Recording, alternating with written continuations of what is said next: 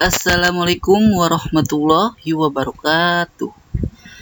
Berjumpa lagi di mata pelajaran prakarya dengan saya Eka Rahayu Purnamasari. Oke anak-anak, terima kasih telah mengumpulkan tugas pada bab teknologi gambar konstruksi, yaitu salah satunya adalah jembatan. Kami sangat mengapresiasi hasil kerja kalian. Hasil karya yang sangat luar biasa, kreatif, dan indah. Kalian memang luar biasa. Nah, karena kita sudah mempelajari materi dan prakteknya pada bab 6, kita sekarang lanjut ke bab 7 ya, yaitu manipulasi jenis dan fungsi teknologi konstruksi. Oke, next. Nah, sebelum lebih jauh, kita harus mengenal jenis dan fungsi teknologi konstruksi. Nah, teknologi konstruksi berdasarkan jenisnya dibagi menjadi dua, yaitu sarana dan prasarana. Teknologi jenis sarana meliputi gedung bertingkat, rumah, dan sekolah. Nah, teknologi jenis prasarana meliputi bangunan sipil seperti jalan, jembatan, rel, bandara, saluran irigasi, jalan bebas hambatan, atau yang kita kenal dengan sebutan jalan tol, bandar udara, bendungan, pelabuhan, dan sebagainya. Itu termasuk ke teknologi jenis prasarana. Nah, kalian tahu kan ini apa? Ini adalah flyover. Flyover dibuat sebagai rekayasa lalu lintas. Kenapa ini dibuat? Karena di Jakarta ini semakin hari semakin padat dengan kendaraan. Nah, semenjak ada flyover ini, sehingga kemacetan dapat diuraikan. Kurang lebihnya ya, namun pada kenyataannya di Jakarta masih saja banyak terjadi kemacetan. Kalian pasti sering kan melewati jembatan ataupun flyover.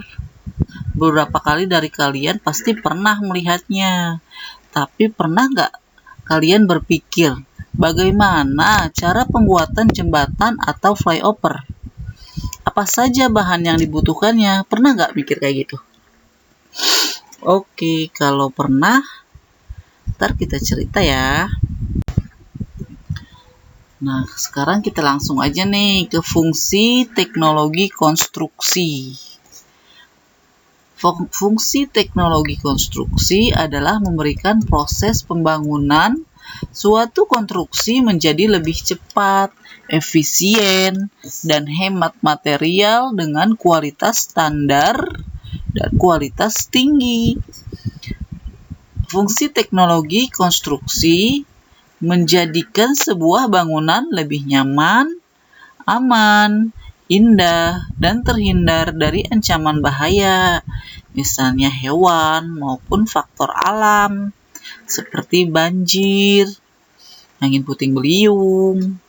Nah, teknologi konstruksi ini harus kuat nih.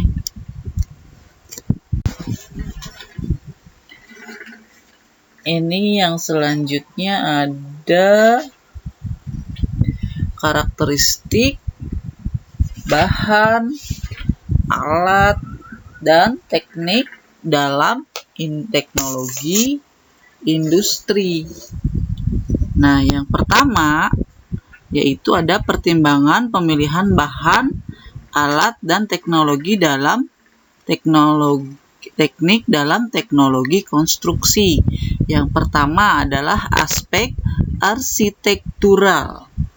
Aspek arsitektural ini dipertimbangkan berdasarkan kebutuhan jiwa manusia terhadap nilai keindahan. Bentuk-bentuk struktur yang direncanakan sudah semestinya mengacu pada pemenuhan kebutuhan yang dimaksud. Yang kedua ada aspek fungsional. Perencanaan struktur yang baik sangat memperhatikan fungsi daripada bangunan tersebut dalam kaitannya dengan penggunaan bahan. Aspek fungsional ruang dan kekuatan dipengaruhi oleh besarnya dimensi bahan bangunan yang digunakan. Yang selanjutnya ada aspek kekuatan stabilitas struktur.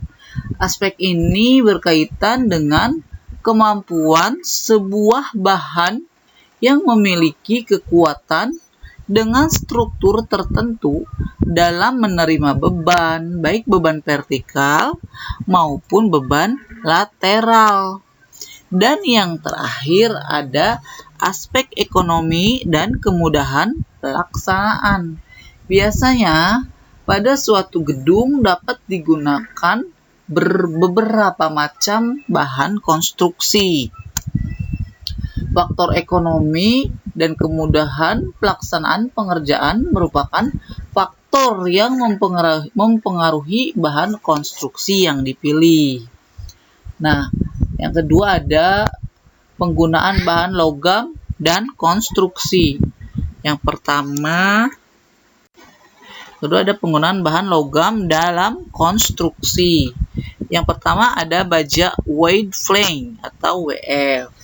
WF biasanya digunakan untuk balok, kolom, tiang pancang, top dan bottom chord member pada truss, composite beam atau kolom, cantilever kanopi, dan lain-lain. Istilah lain dari jenis baja ini adalah IWF, WF, H-beam, UB, UC, balok H, balok I atau balok W. Yang selanjutnya ada baja UNP atau kanal U. Penggunaan UNP hampir sama dengan WF, kecuali untuk kolom yang jarang digunakan karena relatif mudah mengalami tekuk. Istilah lain dari jenis baja ini adalah kanal U atau U-channel atau profil U. Yang C ada baja lipid channel atau CNP. Baja ini biasa digunakan untuk purlin, balok dudukan penutup atap, girth atau elemen yang memegang penutup dinding, misalnya metal sheet, member pada truss, rangka komponen arsitektural. Istilah lain baja jenis ini adalah balok purlin, kanal C, C-channel atau profil C. Yang D ada baja plat hitam. Plat baja memiliki berbagai standar ukuran dan tingkatan yang telah diproduksi melalui fabrikasi. Semua produk plat baja telah melalui protokol kontrol kualitas yang ketat. Penggunaannya adalah untuk pembuatan tangki, plat lambung kapal, dan lain-lain. Yang E ada besi siku. Besi siku lobang dan besi siku biasa. Besi siku terbentuk siku sama kaki yang digunakan untuk penggunaan umum dengan ukuran mulai 50 mm sampai 250 mm. Nah, yang F ada steel pipe. Penggunaan steel pipe adalah bracing horizontal dan vertikal. Ada secondary beam, biasanya pada rangka atap, kolom arsitektural dan support komponen arsitektural biasanya berupa expose karena bentuknya yang silinder mempunyai nilai artistik. Istilah lain jenis baja ini adalah steel tube atau pipa. Yang terakhir ada baja T-beam. Sebuah T-beam yang digunakan dalam konstruksi merupakan sebuah struktur load bearing logam yang berbentuk penantang T. Nah, di sini juga ada keuntungan dan kelebihan dari konstruksi baja. Kelebihan baja yang pertama yaitu tidak dimakan rayap. Yang kedua bisa didaur ulang. Yang tiga lebih lentur daripada beton. Namun, di balik kelebihan pasti ada kekurangan, yaitu lemah terhadap gaya tekan dan bisa berkarat. Yang ketiga ada penggunaan bahan kayu dalam konstruksi. Sebagai bahan konstruksi, kayu harus memiliki sifat keras, keteguhan tarik, keteguhan tekan, keteguhan geser, keteguhan lengkung, kekakuan, keuletan, ketahanan terhadap jamur, penampilan, dan berat yang cukup. Contoh kayu yang keras adalah kayu ulin, kayu jati, dan meranti, sedangkan kayu yang empuk adalah pinus dan balsa.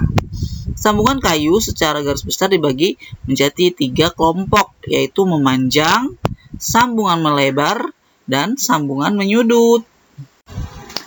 Yang kelima ada penggunaan bahan bambu dalam konstruksi. Yang pertama kan tadi ada baja, kayu, sekarang bambu.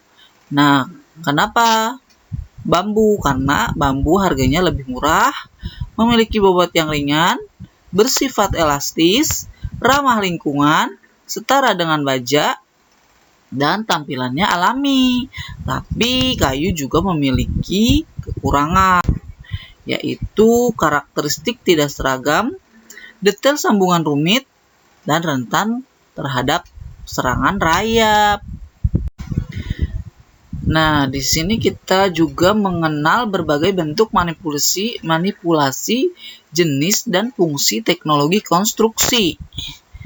Secara umum, tahapan proses berkarya pembuatan miniatur sebagai pelatihan untuk memanipulasi rekayasa teknologi konstruksi dilakukan melalui hal-hal berikut. Yang pertama nih, kalian nih mulai pencarian gagasan ide bentuk dan ide konstruksi. Yang kedua, penyempurnaan gagasan menjadi gambaran visual atau tahap rancangan. Ya, digambarlah. Yang ketiga, pemilihan ide media. Yang keempat, perwujudan ke bentuk yang diinginkan. Nah, ini adalah contoh miniatur rumah dari kayu dengan teknologi konstruksi sambung. Ini berarti dia memilih bahan kayu dengan teknologi konstruksi sambung. Nah, tugasnya kalian buat sebuah miniatur benda apa saja. Bisa kursi, misalnya dari bisa kursi, bisa tempat tidur, bisa meja, bisa mobil-mobilan, bisa motor. Dan bahannya juga nggak harus kayu, triplek bisa, karton bisa, plastik bisa, styrofoam bisa, atau stick. Yang sisa tugas prakarya kemarin, stick misalnya bikin rumah, miniatur tempat tidur. Tapi jangan miniatur jembatan ya, soalnya kan kemarin kita sudah bikin jembatan. Bisa miniatur kursi. Ya, kalian berkreasi lah, kalian kan kreatif. Dan kumpulkan Selasa depan. Oke? Cukup sekian dan terima kasih. Apabila ada yang ingin ditanyakan, silahkan personal chat kepada saya. Atas perhatiannya, Miss ucapkan terima kasih banyak kepada kelas 7. Assalamualaikum warahmatullahi wabarakatuh.